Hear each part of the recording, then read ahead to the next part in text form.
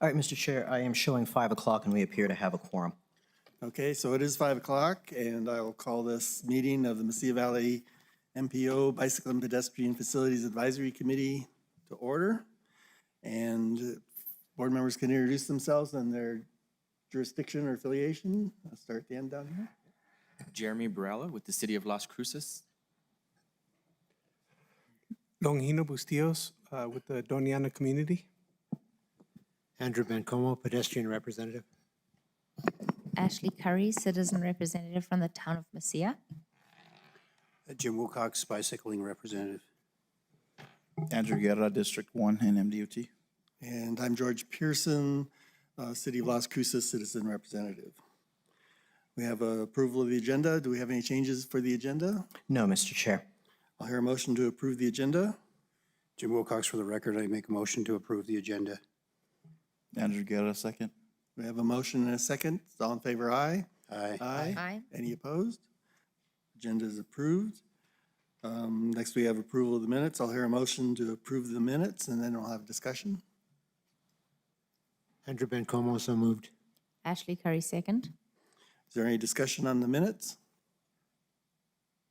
Hearing none, I'll call for the vote. All in favor of approving the minutes as presented, say aye.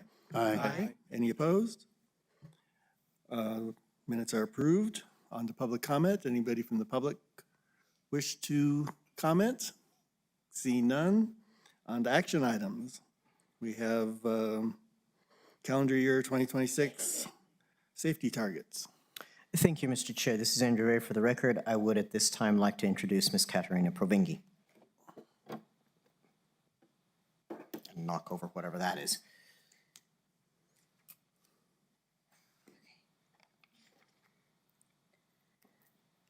Good evening, Mr. Chair, members of the committee. This is the Mesilla Valley MPO 2026 Safety Performance Measures.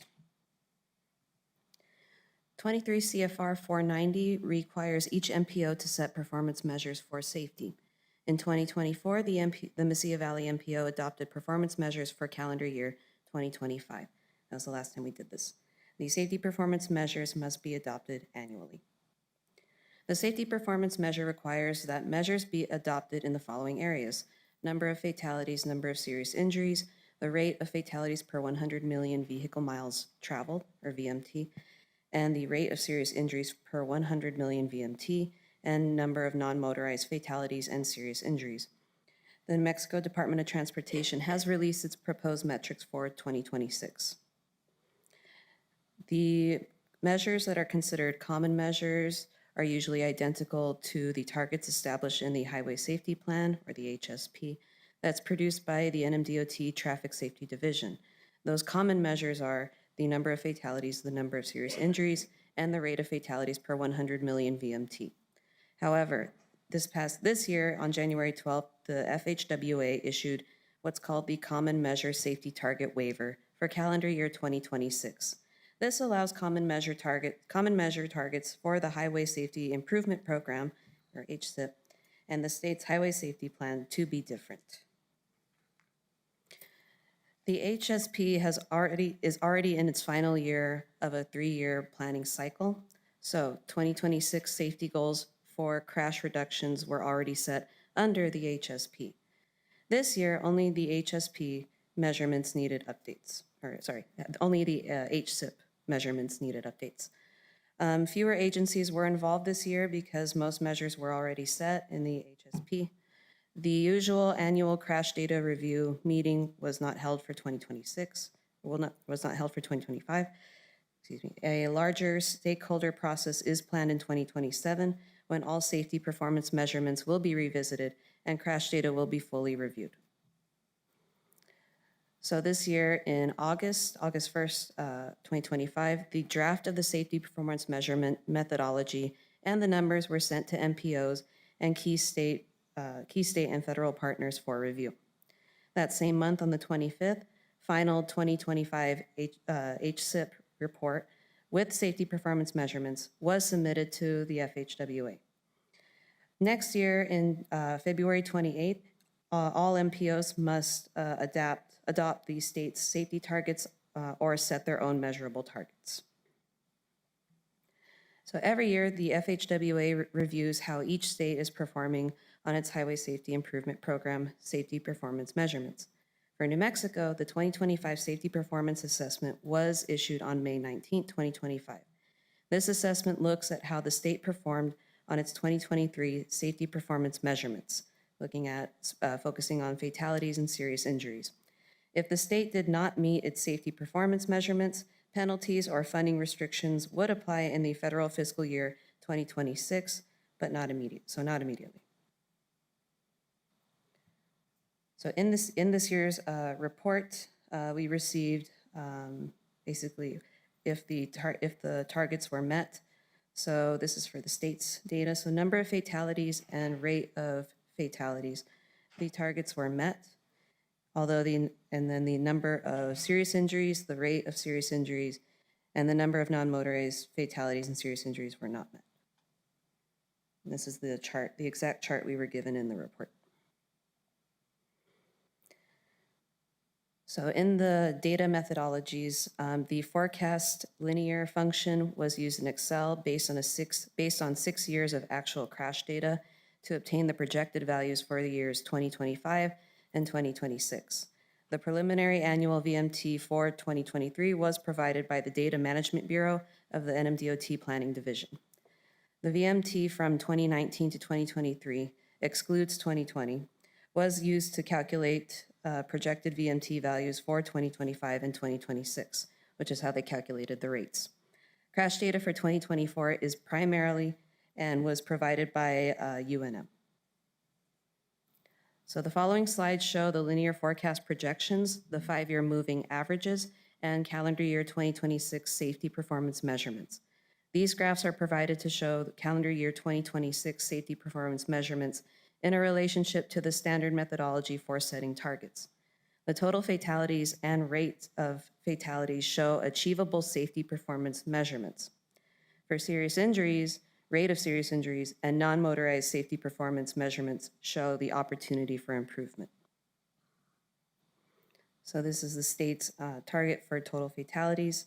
The 5-year moving average is in red. The blue number and the dot is the 5-year moving average target for 2026. So NMDOT 2026 target for total fatalities set at 445.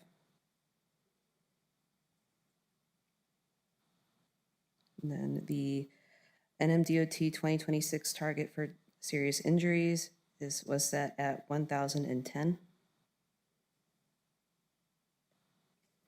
NMDOT 2026 target for the rate of fatalities was set at 1.644.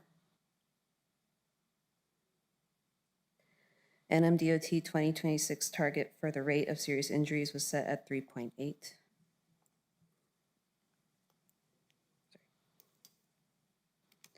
And NMDOT 2026 target for number of non-motorized fatalities and serious injuries was set at 200.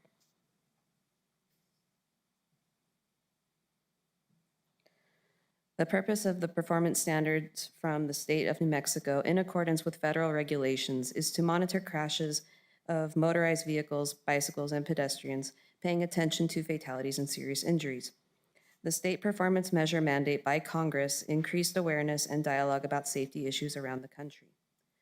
The measures have motivated jurisdictions to seek solutions to underlying factors of crashes.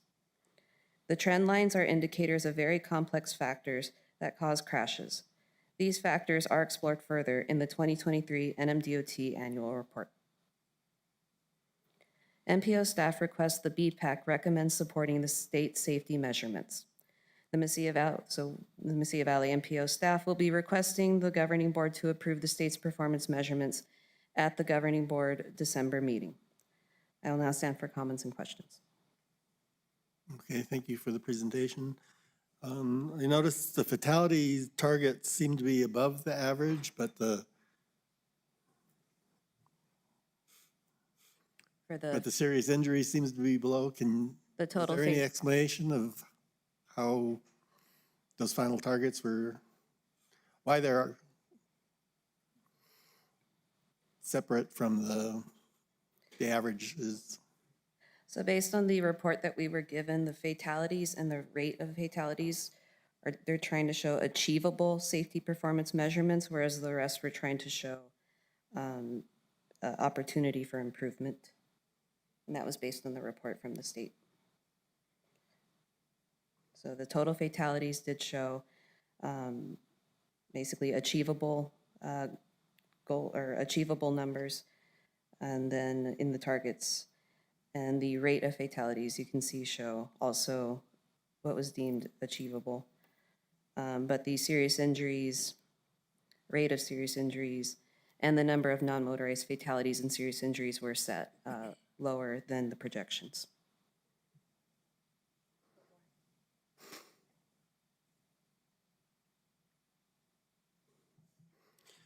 And so this is a kind of a presentation of the data, but there's no direct connection with how we're going to meet those targets. Is that separate planning efforts? And is that what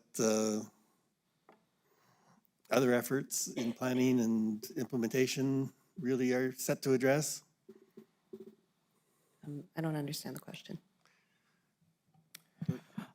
Mr. Chair, yes, that does speak to sort of the paradoxical nature of the target mandate in that we have the target, but there's not necessarily any pathway to achieving them that is included with the targets. That is just an unfortunate characteristic of the mandate, but it doesn't change the fact that it's a federal requirement. We still have to do it. But still, the rest of everybody should be concerned with the safety and trying to reduce those targets, and that's... Absolutely, Mr. Chair. And another question that I had kind of came up probably during the safety presentation. We're looking at vehicle miles traveled as one of the metrics, but we don't look at per capita. Is that something that, I mean, we'd have to have all 50 states look at it the same way, I guess. But looking at per capita instead of VMTs, would that give useful information? Because, and the reason that comes to my mind is our pedestrian death rate is listed per capita. New Mexico has been #1 for the past 8 years or something because of the per capita numbers. So I'm wondering how per capita would reflect into this data. In some past reports that I have seen on crash data, they do tend to look at some reports will look at the population of the area that they're studying, but not all of them do. That is not something that we have done in the past, although this was something that was brought up at the governing board meeting last week, and it could be something that we could look at, and with looking at past population data. But as for now, looking at using the 100 million VMT, because the state uses it, that gives us the opportunity to compare our local numbers with the state's. Right. Yeah, I see the necessity of it. And I'm also thinking, well, in the West, we travel a lot more. If, maybe not so much in Doña area, but like someplace, if you live in Socorro or Carrizozo or Grants or some of these places, to go to the grocery store, it's a 40-mile trip instead of a 4-mile trip in Las Cruces. So that changes the way the vehicle miles are, and the population is still relatively static. Any board members have questions? Go ahead. Yes, Longino Bustillos, for the record. I guess I'm trying to get a grip on these targets or goals. I guess when I look at when long-term goals, I set a long-term goal, and then my short-term goals are usually, or my annual, are trying to how do I reach that long-term goal? And I was thinking, with the state, we have that target 0, so I think our target is 0, right? So I look at these projections, and they're good projections, but in my mind, I'm thinking when we set these targets, shouldn't we say, okay, if we want to be here long-term, these targets have to be moving down to that target, and what do we have to do each annually to reach one of these targets? It looks like we're looking at where we're anticipating where it's going, and trying to set a target based on where we think it's going, instead of setting a target and saying, what do we do to reach that target? So I'm just trying to get a grip of am I misunderstanding targets? Mr. Chair, Mr. Bastillas, the state has not set Vision Zero or Target Zero as their federally mandated targets.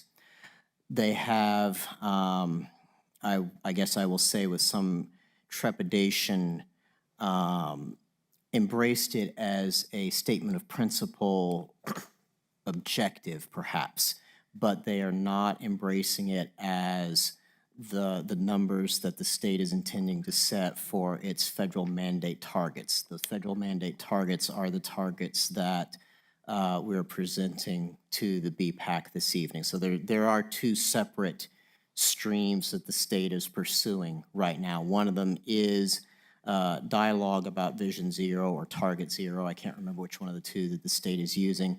But as far as the federal performance metrics are concerned, they are continuing to utilize the past precedent of how they have handled it, which is doing the projections, et cetera. Mr. Chair? Go ahead. I'm just going to piggyback off Mr. Bastillas' comment there. I think, and what I'm understanding is this MPO is tied to what the state is doing. So it's less of what we would like as an MPO, but more that we're following in the tracks of the state's recommendation. Is that correct? Mr. Chair, Ms. Curry, yes, that's correct. Thank you. So I think that, I agree. I think that we're getting two different messages. We're getting the Target Zero message from the state. So I don't think this is a reflection on our MPO, but it may be what do we want to do locally that's different. But the general message is we're going for Target Zero, we're lowering, and yet these numbers show an increase. And so our target is increasing, but we're telling through Target Zero and ad campaigns something different. So I think my question is, how and who could we address this through on a state level to understand better, and what really the plan is to get there? Because it's one thing to make a statement that this is our goal, and I think it's another thing to say, what are the steps we're taking to lower these things and to achieve a lower rate rather than a higher rate, because we're continuing on an upward trajectory, which is exactly the opposite from the Target Zero. Thank you. Jim Wilcox for the record. Can you go back to the slide that talks about area for improvement? Is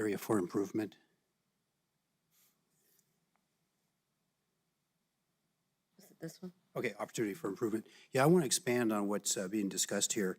What I'm hearing is that there's two different metrics. One is the federal rule, and the other one is the Target Zero.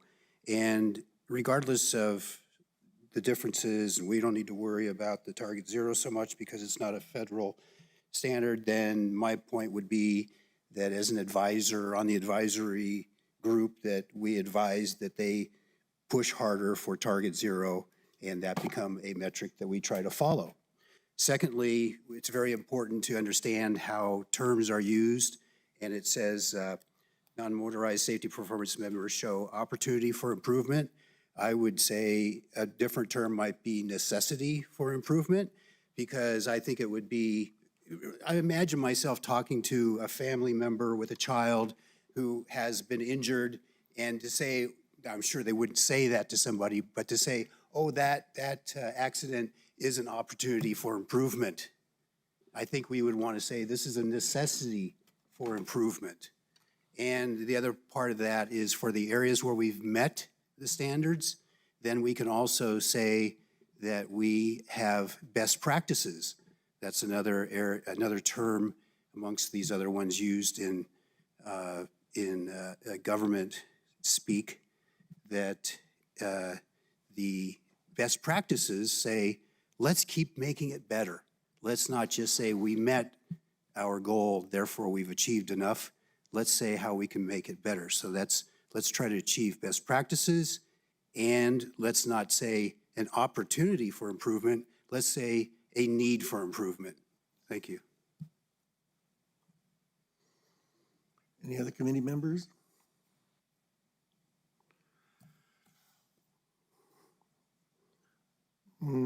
So this is an action item, and I think I neglected again to put it on the table, so. Actually, you're correct, Mr. Chair. We do need a motion and a second. I had missed that. Need a motion and a second to recommend approval of this to the governing board.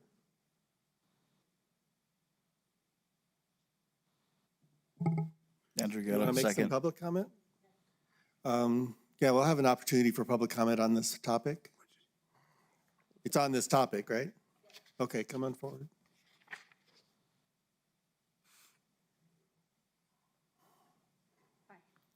Andrea Gain from Everybody Rides with Grace.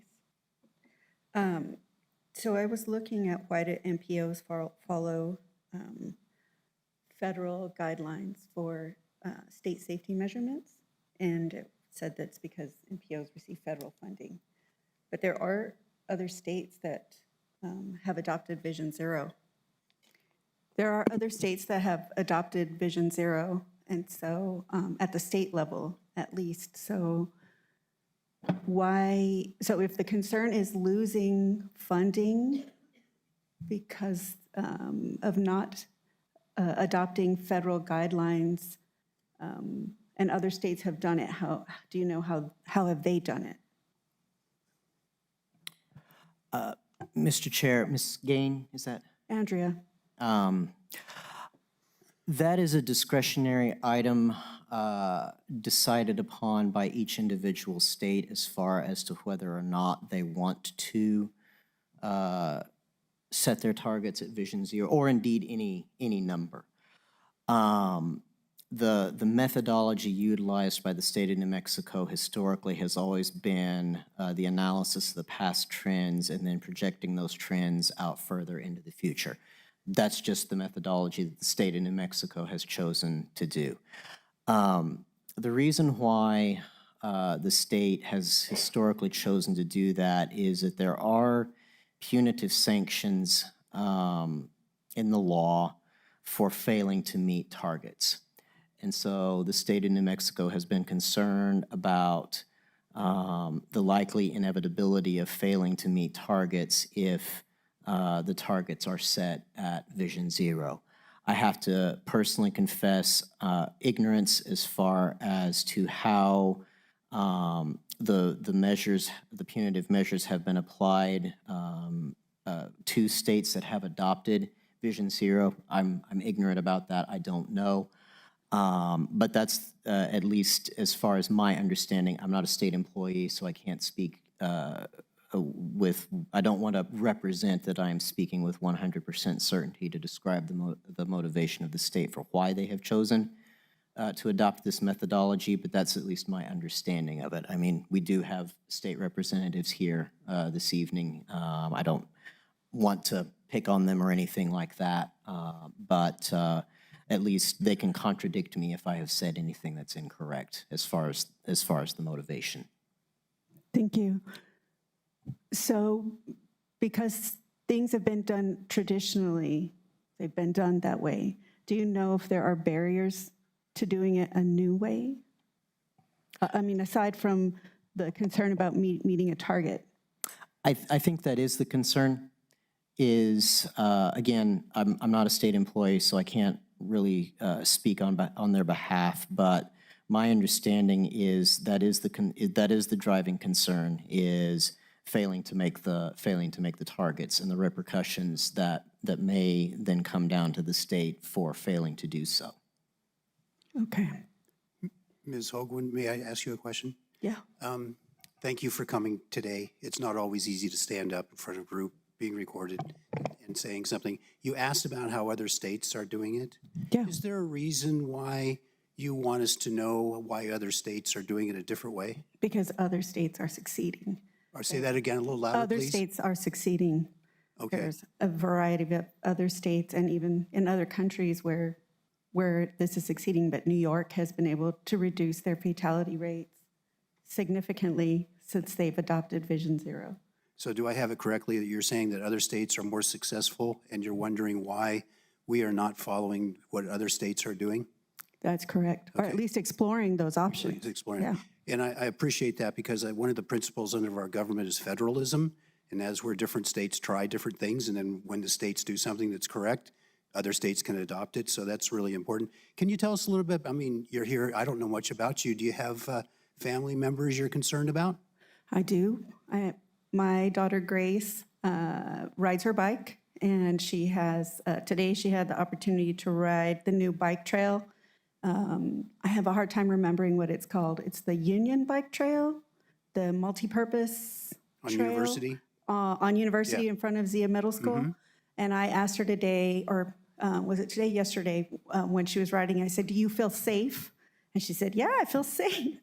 And I think she felt safe because there was a big distance between her and where the traffic was. And there was traffic, and there were bulldozers, and people were not following the system, the speed limit. But it does concern me, and we give adaptive cycles to individuals who have intellectual disabilities. And it's worrisome that we're giving them cycles and then sending them out into our community to ride their bikes. And I think we're #1 in pedestrian safety. So most of these kids, they have adults walking with them. So they're not, they're moving pretty slow on their adaptive cycles, and they have adults walking with them who are pedestrians, right? And so we're #1 in the country for pedestrian death in New Mexico, and then I believe in the top 6 for cycling deaths. So it is very concerning. And if there's something that other states are doing that's working, and they're showing, amazing drops in deaths, preventable deaths, I think New Mexico, should be right there at the forefront of that, trying to figure out how to get it done and not do something because it's traditionally been done that way. Thank you. May I just make sure I clarify things? Would you feel more comfortable as a parent?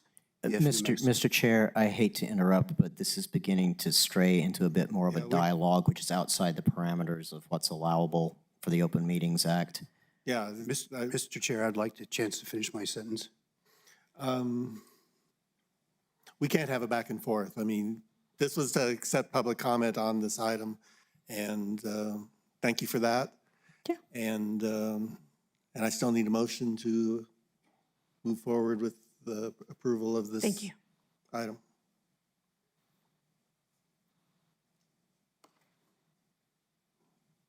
Motion? Andrew Guerra, motion to approve. And a second? Aubrey Casilla, second. We have a motion and a second. And Mr. Casillas wasn't here for our initial roll call, but he did enter towards the beginning of this presentation. So all in favor of recommending the safety targets to the governing board, say aye. Aye. Aye. Any opposed? Jim Wilcox, no. Ashley Curry, no. Okay, let's just do a roll call then for all the board members. And we have our Town of Mesilla representative here. So can you come up and find the mic someplace?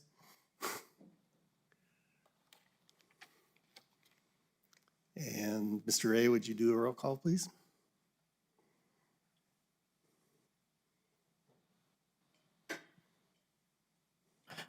Oh, I will fumble with pressing the button. Mr. Casillas, Yes.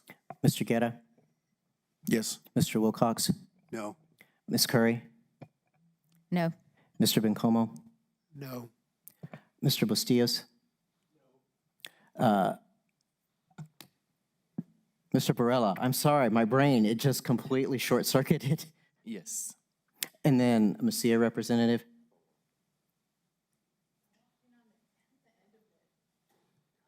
You can abstain. Mr. Chair, Yes. Mr. Chair, the motion passes. We're on to discussion items, an MPO traffic count program presentation.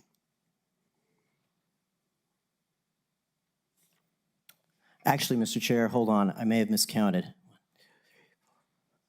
Yeah, Mr. Chair, the motion fails.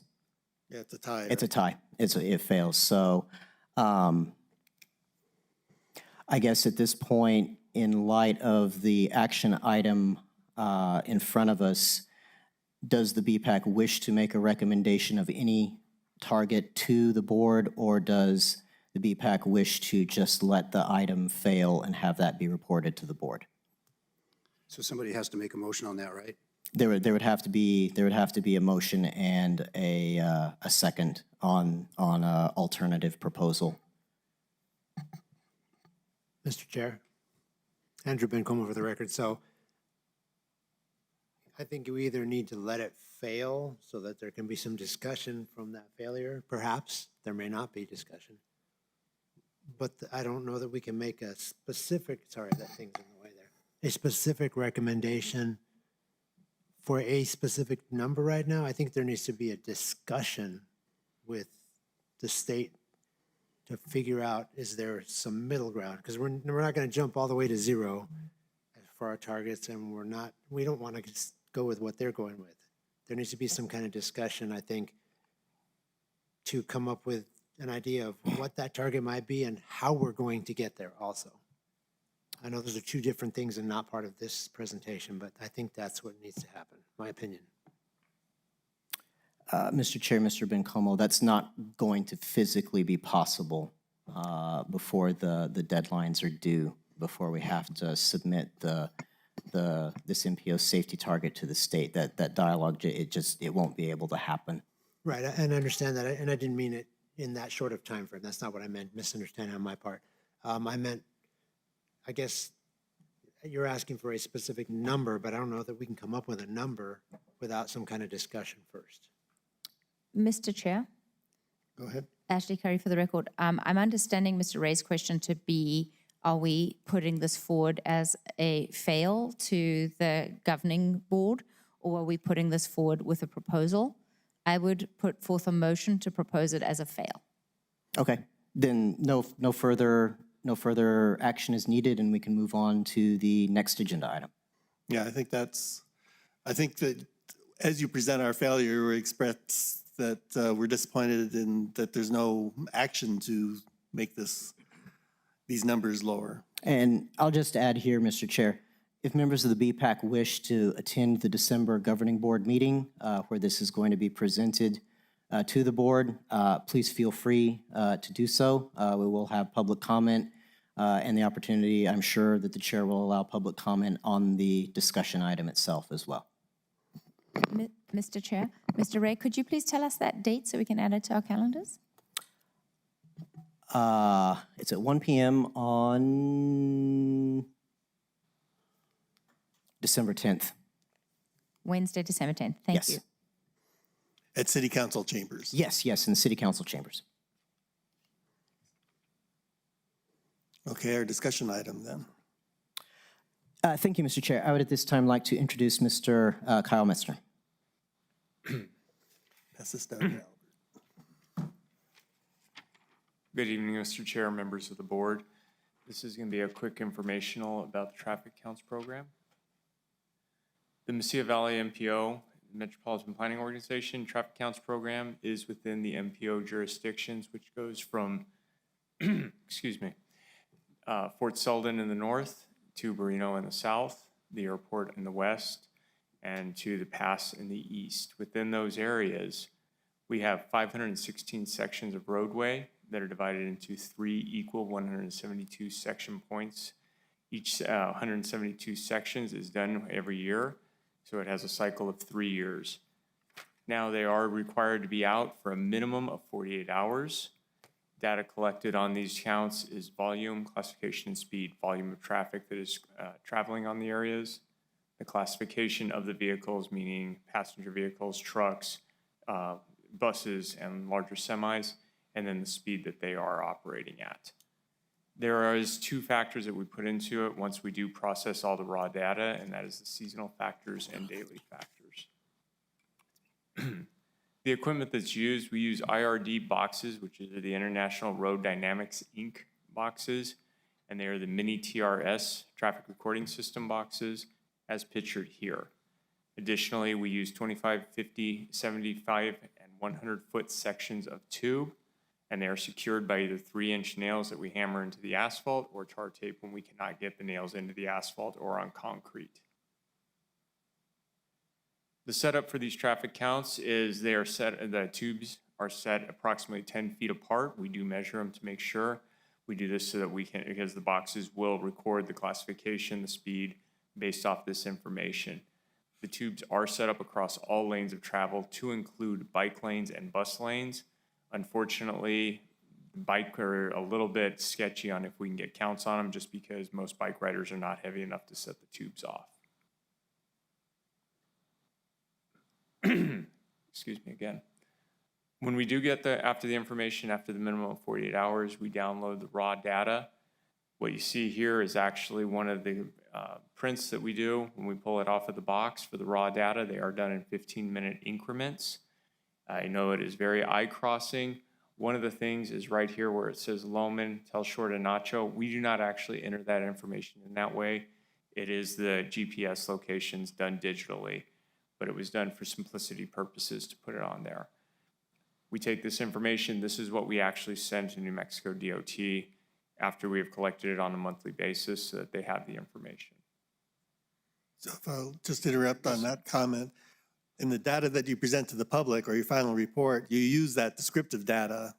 So that's how you would say, because if I want to find out what the average traffic count is from some road segment, I'm only going to go by the names of the road segments. Correct, and that's actually what we're coming up to now. Okay. Once we take that raw data, we process it into the classification or the process classification. This is an example of the classifications themselves. We also have a separate one for speed. As you can see, as you said, Mr. Chair, we do put the road name right there at the top so they know exactly what section it is. The information is put on there. Again, it is in 15-minute increments. The classification listings are here, which correlate with this. We will get into this information later. And then the AADT, or annual average daily travel information, is on the right here, as well as road conditions, sidewalk, and bike lanes if applicable. So the classification breakdown, as I said, is listed across here at the top. A complete breakdown is right here at the bottom where it says vehicles types. This is actually something that is on a different location on the full classification. It was shrunk down a little bit for simplistic purposes for presentation. So 1 to 3 would be motorcycles, passenger vehicles, and 2-axle trucks like pickup trucks. 4 to 7 is the buses, UPS, USPS vehicles, and then smaller trucks. And 8 and above is when you get into your semis, your tractor trailers. The numbers correlate over here that will show you how many have traveled in that section in a 15-minute period. So let me ask you a question about the classification. Okay. A lot of the vehicles sold now are SUVs, which are built on like a light truck chassis. Can you distinguish between, or do they just get lumped together as class 3, I guess? Be a class 3. That is what they are lumped into, just because the SUVs are much heavier than like a passenger car, but they're not as heavy as the UPS, the USPS vehicles. So they would be lumped into that. We have not distinguished them from there. Mr. Chair, can I ask a question? Okay. So the traffic counts, they've been doing them forever, as far as I know. So with newer vehicles, for example, battery electric vehicles, is there, because a lot of this is going by weight, correct? Correct. It goes through weight. Okay, because a lot of those in those vehicles now are up to 3,000 pounds, depending on the range on those. So are there adjustments for that? Are there going to be adjustments into the future? There's maybe not now. How are they going to? The adjustments in the future, I cannot speculate on, unfortunately, as it is right now. Even with the batteries being as heavy as they are, go ahead and go back one more time. They would still be in the first 3 classifications. It's very likely that if you do have a heavy battery, something, as you said, about 3,000 pounds, it's still going to be classified as a 3 because it's going to be more in your SUVs and your trucks. When you have your 4-door sedans, your coupes, the smaller vehicles, they're not going to have a battery quite that heavy because it would wear down on them quite a bit. Yeah, because my son-in-law it's a Volkswagen, kind of an SUV, and the battery in that thing is close to 3,000 pounds, and it's like a car basically. So I'm just curious. I don't need any detail. I'm just wondering if that is being thought of and they're moving forward and as vehicles change, are these traffic counts going to account for that is my question, I guess. As I said, I can't speculate for IRD on it and everything. It would make sense that they would. It would also make sense that they separate them, as the chair said, from trucks and SUVs, because SUVs are very popular. However, it's in this area, SUVs are very popular. On the East Coast, they're less popular. Right. So there's a good chance that IRD is not going to separate them out for that reason. But again, I can't really speculate. I can only say the information I have. Okay, I wasn't sure if you had some information on that or not, but thank you. No, sir. Yes, sir. So I'll ask another question on the same area. So the distance of the axles, the equipment must be able to figure that out. Does it use that to figure out classification? No, 1 second, Mr. Chair, let me go back. Right here, because we separate them by 10 feet, we actually do, when you program the box itself, you do put that the tubes are 10 feet apart. Because of that, all the data that is in there for the classifications and the matrix and everything, we'll figure out by when the weight hits the first tube to how long it takes for the weight to hit the second tube. Because all it's doing is pushing air through those tubes and into the box itself. Oh, because then it can just figure out speed. It can't figure out. It can figure out speed and it can figure out weight and size based off of that, because how much air is being pushed through there. As I said, the bicyclists typically do not have enough weight to register when they do run over them, but a motorcycle would. Okay.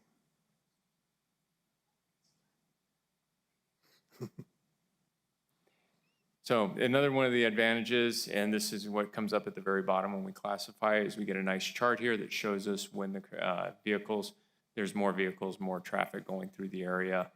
It's a nice little thing just to be able to pull out, and a lot of people like this when they do request the information, just so they can see how a roadway is being used.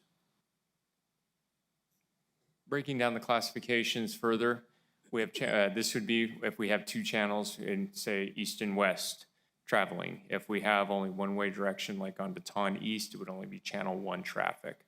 But this tells us that just over 20,000 vehicles went over on the east side, just over 19,000 went over on the west side. The seasonal factor and daily factor, the seasonal factor is figured out by the month that the traffic count is put down, and based off of the roadway classification formula. The daily factor is figured out by the month and the day that the traffic count is put down to give us the information so that we can get an AADT, annual average daily travel. And it tells us that on this particular section, it was just over 19,000 vehicles went over the area. And it further breaks down non-truck, meaning vehicles that are smaller than the delivery vehicles or the semis, total truck, and then everything that's the percentage as well. We additionally put information in about the roadway conditions, the sidewalks, if applicable, and the bike lanes, if applicable. We do not put good, bad, or anything else. It is actually a point system, 1 to 10, and we, based off of the wear and damage to the area is what we put on that. Road conditions, we look at the road. A number 10, to give you an idea of what it would be, a number 10 would be a freshly paved road, not even having any kind of painting, any kind of lanes, anything like that on it. That would be a 10. If you basically have glorified crusher fine, that would be a 1. Things we look for is raveling, which is where you have the roadways that look like they have a bunch of rocks in them, but they're secured. Flushing, which is where it gets very black, but you can still see all the asphalt and the rocking, and then polishing, where it looks very smooth. Additionally, we look for surface deformation, such as rutting, which is when you see that the where the tires have been, distortion, meaning that you have, like the washboard is the best way to describe it. You look for cracks, potholes, and patches as well. All those things figure in, and there's some examples of the roadways here in the classification. As I said, it's a 1 through 10. Lastly, we do have a volume, which tells us which 15-minute increment was the heaviest traveled on the sections. In this particular case, at 1:45 in the afternoon was the highest volume. It was almost 2% of all traffic that went over there, approximately 356 vehicles. And then just for some comparison for AADT, annual average daily travel, the AADT Loman Telshore to Nacho, 19,230 versus University to Locust and Treviso, which had 20,848. The University to Locust also, or University Locust to Treviso also brings up a point. We do not put these counts out in around any kind of schools, both the university, the high school, middle school, elementary, if school is not in session, because we do not get an actual count of what the traffic would be like. As I'm sure everyone here knows, when university is in session, that roadway is jam-packed. When it is not in session, it's really not that, it's really pretty clear. So we will not put out counts unless the schools are in session. And then just again, another volume comparison to see how they look with the graphs and everything else, showing the difference in the percentage for the highest peak volume. This is the raw data, very similar to the raw data for the classifications for the speed. The difference is here at the top, you can see where it says 10, 15, 20 on up. When we do these counts on 70 or where there's higher speeds, we do change that. So it's not starting at 10 because obviously no one's doing 10 miles an hour on Highway 70. Speed data is transferred into the system, just like the classification. The difference is it does not give us an AADT, obviously, but it also tells us the percentage of how fast people are going between the different, within the 5-minute increment or the 5 mile per hour increments. And then at the bottom, we do have when it's over the speed limit, 5 miles and then 10 miles over for everyone, because now there's no section of roadway here that's going to be the same for everything across the board. We do change it for whatever the speed limit is for that area to give us that information. Nope. And again, just something to get, just for a little bit of a comparison, Solano bouts to Idaho, showing the speed. Both are posted speed limits of 35. On Solano, just about 3% were going over the speed limit, whereas on Solano Mulberry to Madrid, almost 75% were going over the speed limit.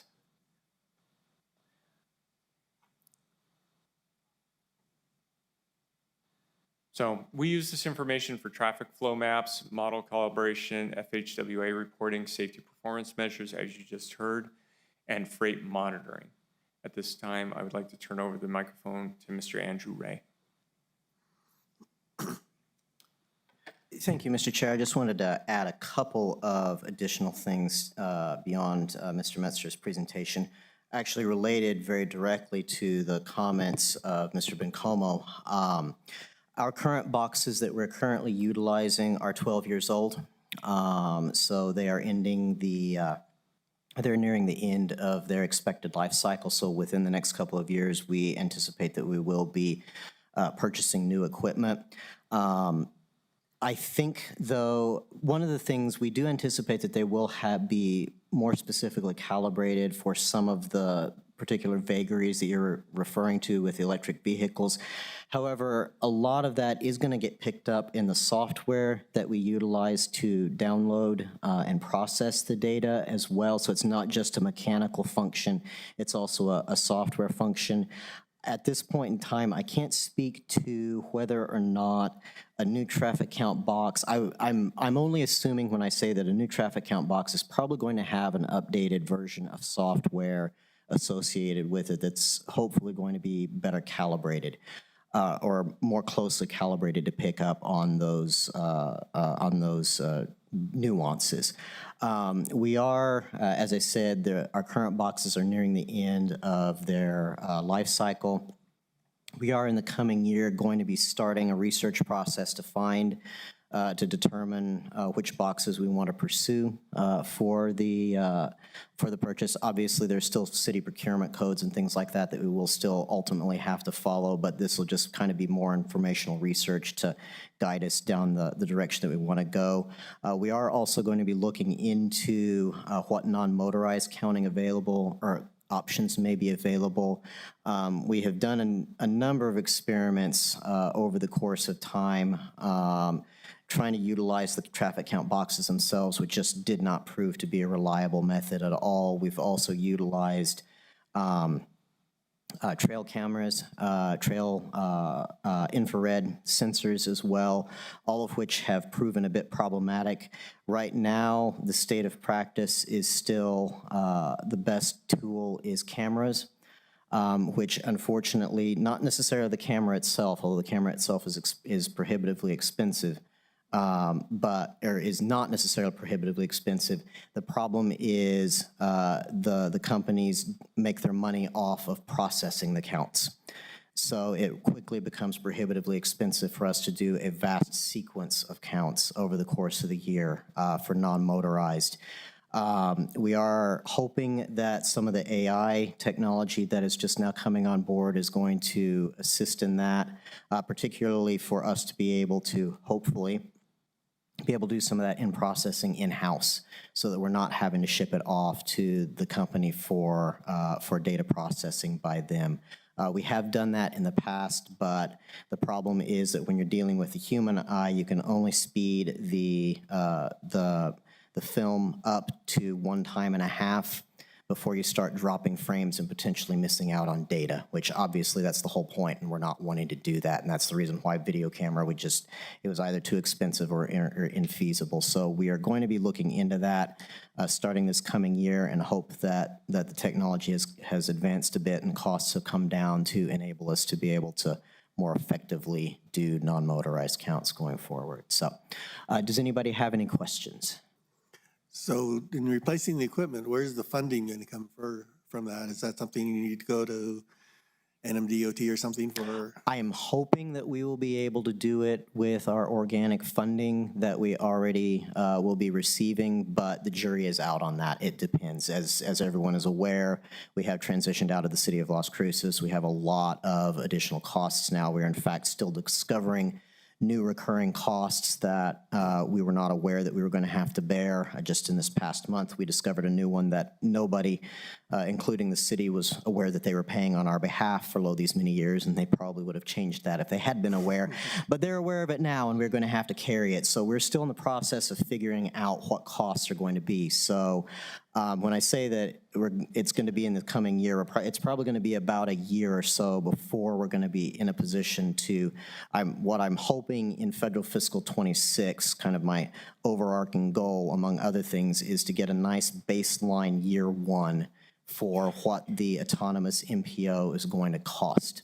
Because until we have that, we really don't know what funding we have available for things. Right. So my goal for 26 is to get that year one, find out, and then move forward from there with whether or not we can pay for it with our current existing allocations or whether we're going to have to go and request additional allocations to get the equipment on board.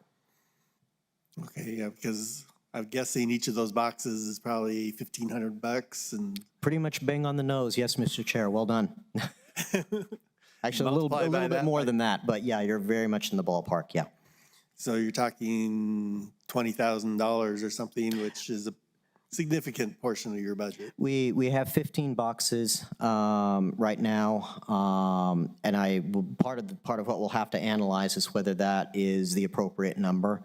We probably wouldn't want to do more than that, but I think maybe a conversation is going to be had about whether or not we could do with less. But that's just part of the conversation that we're going to have to be having over the course of this year of investigating the transition in the program.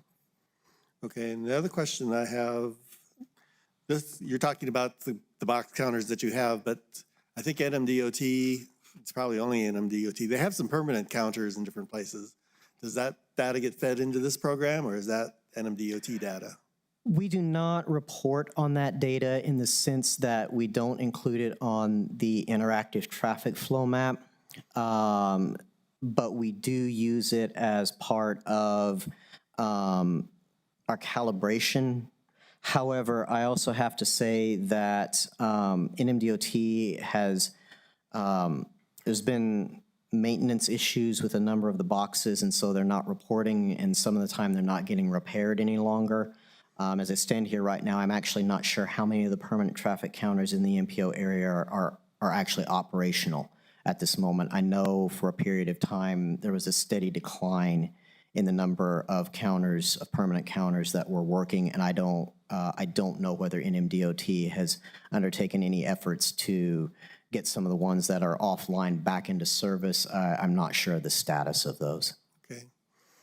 And the UPW, I guess, Mr. Chair, I apologize if I could interrupting though, but the state also uses, that's part of the data that the state uses for their own internal calibration of all of the counts that are sent from everywhere in the state. The state done ones, the MPO done one, all of them are checked against the data gathered from the permanent counters. Okay. So the UPWP has a list of all the 3-year, the traffic locations, the segments, and it's a lot of city streets, of course, but does that also include everything south to Gadsden and north to Radium Springs? And It does. As you're correct, the bulk of our counts are within the city of Las Cruces because that's where the bulk of the infrastructure is. But yes, our counts do go up to Radium Springs down to, actually, I don't know if we have do we have a count right there at that corner of Gadsden on NM 28? Yeah, so apparently all the way down to that I little guess I tip end just there. never had the need to look at any of the data outside of the city, so I don't have personal knowledge of those. So If you go on the interactive traffic flow map, you can see that larger network outside of the city represented there. anybody else have any questions? Lonnie? Yes, Mr. Chair. I do have a question because there's one street that has this cable going across it in my neighborhood pretty frequently. And with my bike, I try and go over it. And I guess in my head, I was thinking, well, maybe they'll see that there's bicycle traffic and that the vehicle traffic goes very, very quick. They're fast. So it's a danger to be on that road. So I kept running over it thinking somebody's looking at this data and analyzing what's going on. So my question is, it's fantastic having this data. And when you're saying it's going to be very costly to get new boxes and stuff, my question is, how's it being used? Is it benefiting? Are we actually looking at all this and saying, oh, this road needs to be improved, we need a bike path, we need to slower down traffic?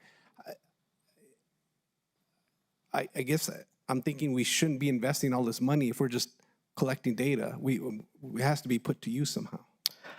Mr. Chair, Mr. Bustillos, that is a very good question.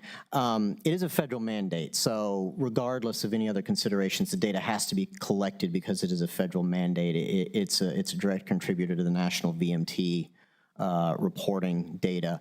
I do know that particularly the city and the county, I can't speak quite so much for the town of Mesilla as I'm not so sure of the process there, but I do know that the city and the county look at the traffic count data when they're making decisions about roadways. I mean, it's one part of data of a larger decision-making process, but I know that the city and the county do look at that. And I would like to think that the town does as well, but I'm ignorant of the town practice in that regard. Thank you. Any others? Okay, thank you. So we're on to committee and staff comments. So City of Las Cruces. I don't have any comments for that. Doña County, No, Chair, I have no comments today. Town of Mesilla. NMDOT. Mr. Chair, two locations I just wanted to bring up to the board. University Avenue is still under construction with eastbound lanes open to traffic. And then also Rinconada and Batan Memorial eastbound has started some sidewalk construction and some right turn decel lanes. Also some set of traffic signals will be included at that location. So that'll be up and running for the next several months. That's all I had, sir. Okay, I guess the university, or not the university, the Main Street project is mostly completed. And I guess my question is about the lighting at the trail underneath in the tunnel through there. And how, is the city going to maintain that? Is the NMDOT maintaining that? How are those lights going to work? Whatever's going on with that part of the project. I would imagine the lighting under the tunnel would be part of the street lighting and signal lighting contract agreement that we have between the city. I can certainly look and make sure that language is in there and give you a firm answer on the maintenance of those specific lights underneath. Because I haven't seen them turned on yet, and I was curious as to what the operation is expected of those, if they're just going to be on at night or certain, whatever. So that's something that I still am curious about and want to see how that'll turn out. MPO staff. Thank you, Mr. Chair. I have two items that I want to mention to the BPAC this evening. First one is that we are making progress on amending the MPO bylaws. I actually came straight from an executive committee meeting this afternoon to discuss those bylaws changes. It was a very productive meeting, so we are moving forward on that. There will be an agenda item on the January BPAC agenda to discuss the proposed name change to solicit the BPAC's official input as to what suggestions the BPAC would like the board to consider as far as changing the name. Broadly speaking, though, as far as the advisory committees are concerned, there's going to be very little shifts in the bylaws as pertains to the advisory committees. I anticipate that I'll be able to give a full update to the BPAC on the contents of the bylaws revision at the February BPAC meeting. Does anybody have any questions about that before I move on to the second item? Okay. Second item is we do currently have a vacancy on the BPAC. The BPAC is short a bicycle community representative right now. We currently have a call for candidates open until December the 2nd. However, as of right now, or at least as of noon today, which was the last time I was able to check my email, we had not received any candidates.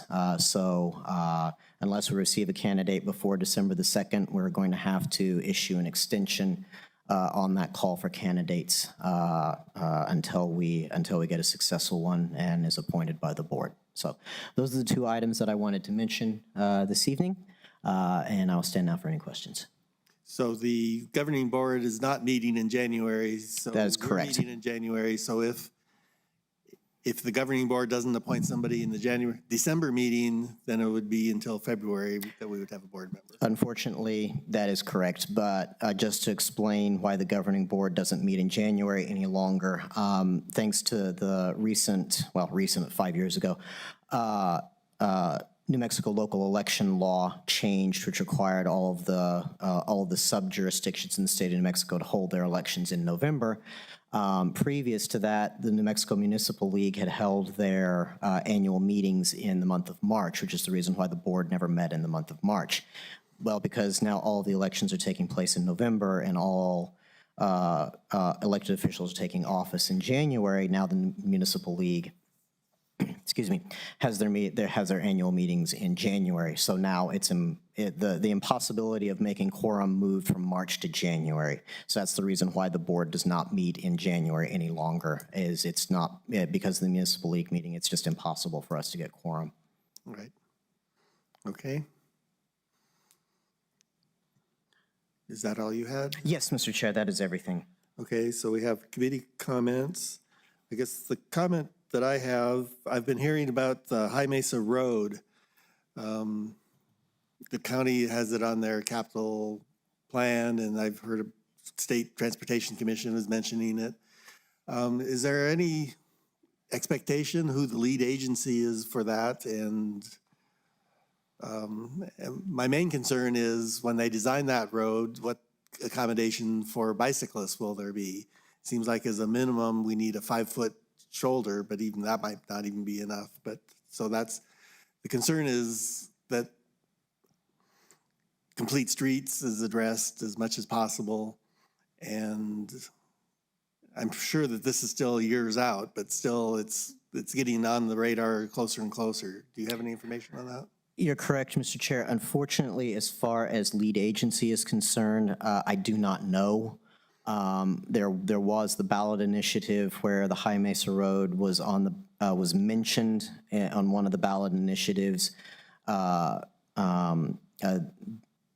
this month, but I do not know if that's necessarily a commitment from Doña County. I would actually have to defer to their staff and to NMDOT staff because I have not been told anything myself as far as who a prospective lead agency would be, and I'm kind of suspicious that the reason why I've not been told anything is because that decision has not been made yet.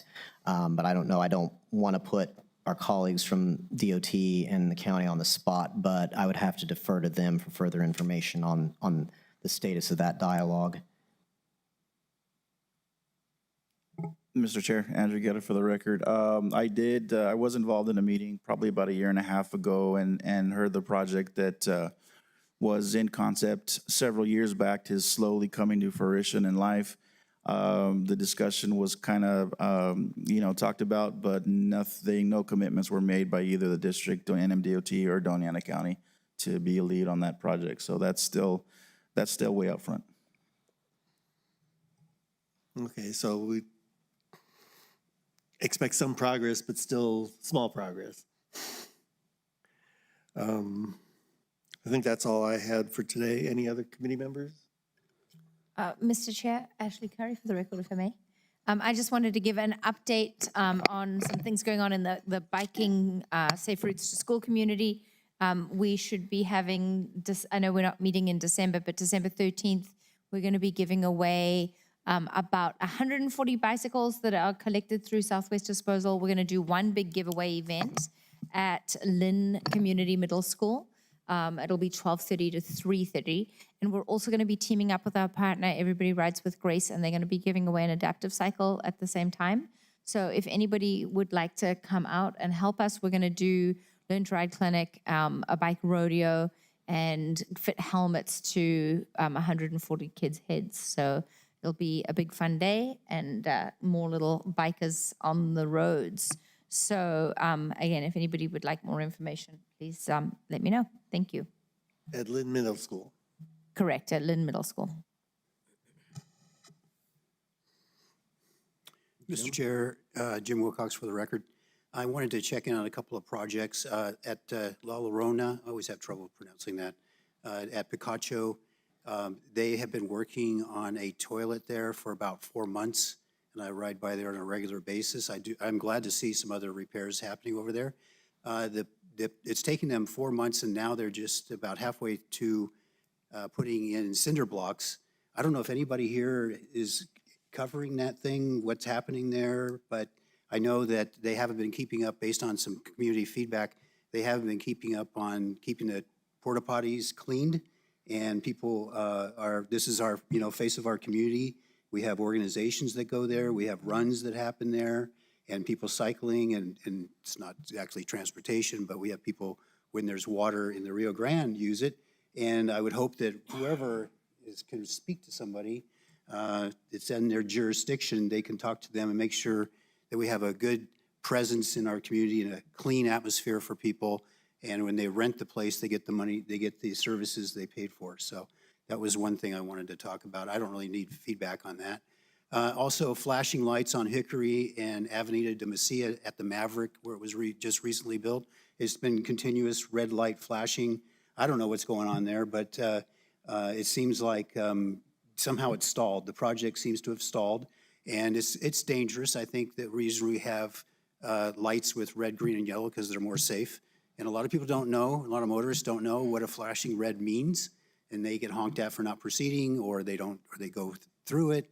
And there's people on bikes and walking, and they're vulnerable out there. I think there's a fair amount of people on the streets out there, and I'm worried about having some sort of a fatality. So that's been 3 months. I think it's been 2 or 3 months since they finished the concrete work, and something's just, I guess I should say there's just a red light flashing, and that gives me a warning there's something going on. And then the other one is in Mesilla, is it Calle de Pedestrian? If you're heading east, just before you get to, about a block before you get to the post office, there's a section of the road that's been torn out for about 3 months now, maybe 2, and it's got a really soft fill of sand in it. And, I was just riding along, and I thought, it's probably pretty packed down. Immediately stopped my wheel. I was going pretty slow. I didn't flip over, but I think this is a safety hazard, and I think the city is at a liability if they don't take care of it, especially now that they should be aware of it. And then finally, I want to say that it's not the role of the MPO representative to cut off a committee member and direct the chair to intercede and stop the friendly exchange between an advisory member and the public. If there needs to be a time limit, fine. But to decide the process is not allowed without setting this constraint in advance is capricious and sets a precedent about who directs the committee. Thank you.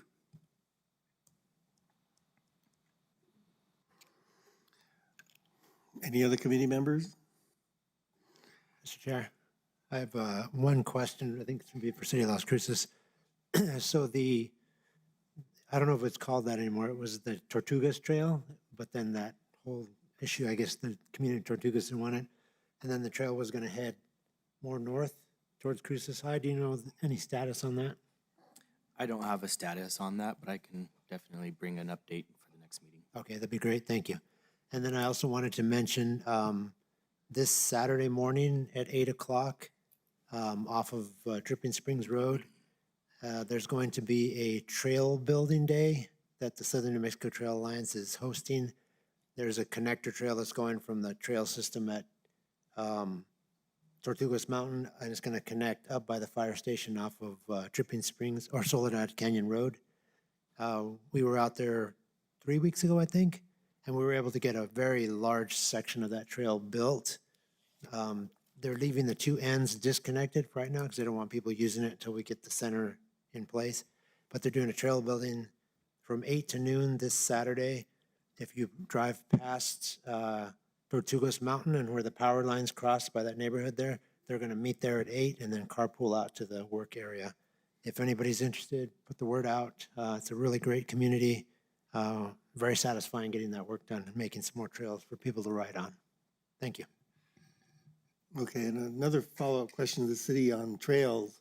The city just approved some capital items on a couple of trail, and I'm not familiar with exactly what trails they're proposing, so maybe if you can follow up on that. The Parks Department has a trails map, but it's obsolete. It hasn't been updated. It shows the proposed go-bond trails that have since been completed, so maybe if you can send the word through to try to get those maps updated, that would benefit the public greatly.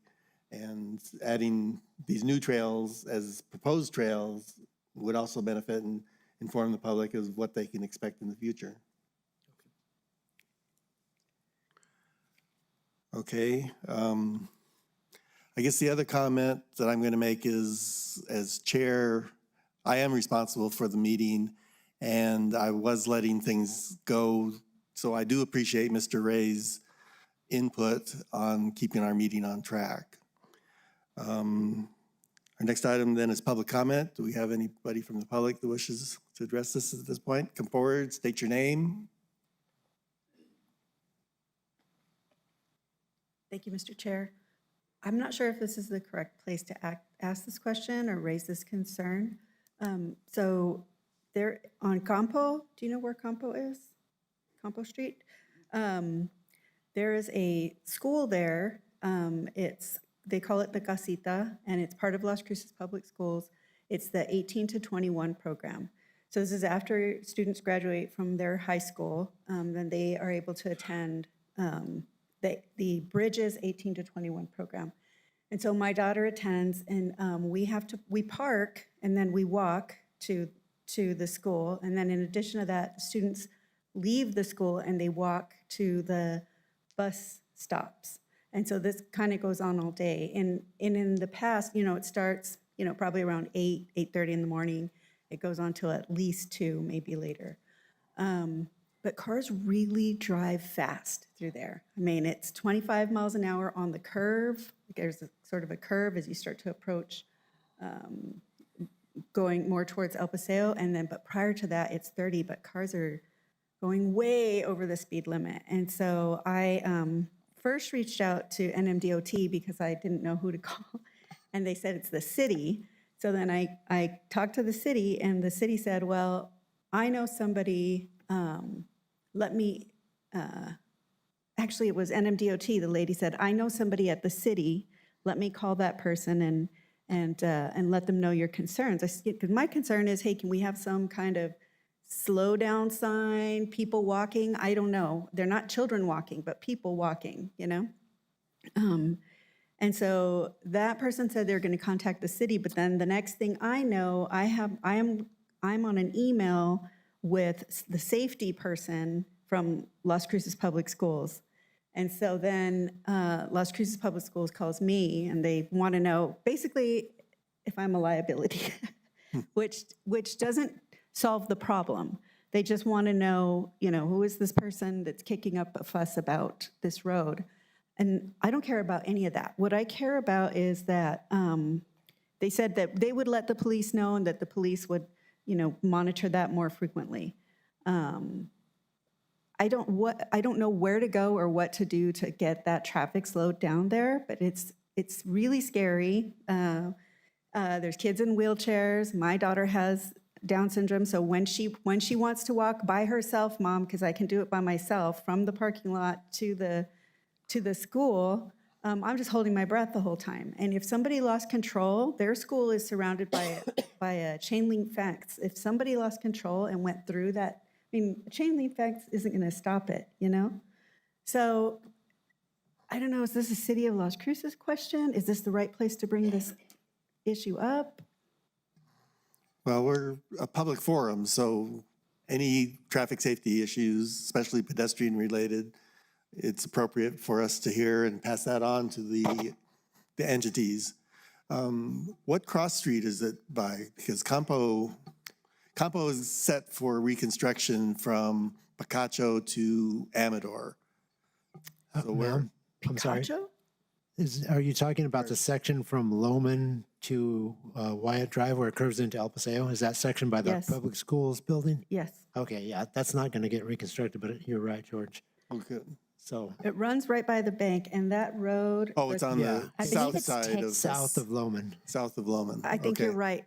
Well, Texas is one of the streets, but then there's one other street. Kansas, Texas. and Okay. then- Yeah, and so they have Arizona. asked, the people there, the director of the program has asked for crosswalks, at least crosswalks to be put in. And they said, well, it's too much because, we have to do all this stuff and we can't get crosswalks put in. And I think that I've told the Las Cruces Public School District, look, you guys, we cannot pay any more lawsuits out for things like this. And we don't want anyone else to die because we didn't pay attention, So is this a City of Las Cruces issue, or is it NMDOT, or?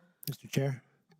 So, ma'am, if I can get with you after the meeting, there's a person with LCPD that you could contact, the community outreach coordinator, and she can probably, if not help you directly, at least maybe try to guide you to what needs to happen, because that's a good question. Is it a public schools things because is that school part of the public school system? Or is it, because it's a city street, so is it a combination of the two? But questions can be asked. I don't have the answers, but Okay, I can get you some contact. okay, thank you. Okay, thank you. Chair, also just real quick, I know a while back, the city public works, they were doing that study on Melendez Street for those calming devices that they had out there.